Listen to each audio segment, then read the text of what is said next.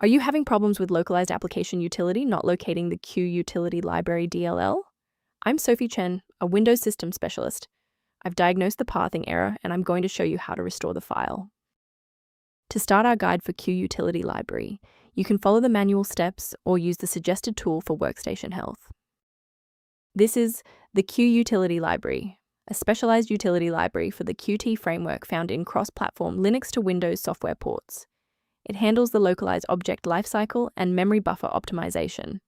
If missing, the app cannot construct its primary execution tree, resulting in an immediate silent crash. Now that the technicals are covered, let's run the official installer.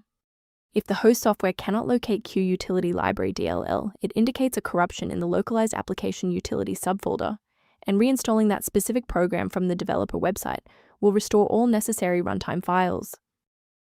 If no luck was had with the redistributable package, we will escalate the fix by performing a targeted reset of the system state.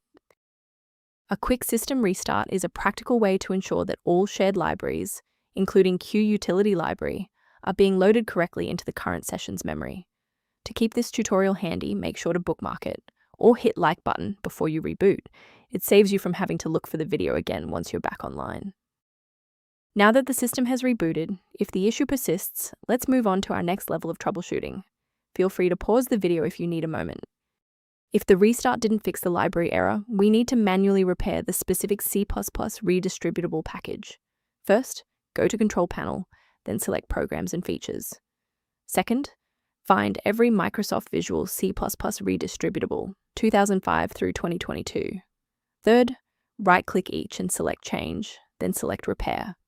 If that fails, download the latest all-in-one VC++ redistributable package from Microsoft's website. Please note that for DLL files with numbers, the number tells you which version to repair. For example, 120 equals 2013. To protect your system architecture, I have a few recommendations regarding file authenticity. Please keep in mind that manual replacement of Qtil Library DLL carries a high operational risk. Using unverified files can cause irreparable damage to your Windows registry and lead to total system instability. To complement these security best practices, you may want to consider using a diagnostic resource to help manage your system's library references. To support a stable Windows environment, the suggested maintenance tool below includes Qtil Library guidance. Thank you for trusting us with Qtil Library Repair today. For more system-level tips and error resolutions, don't forget to like and subscribe.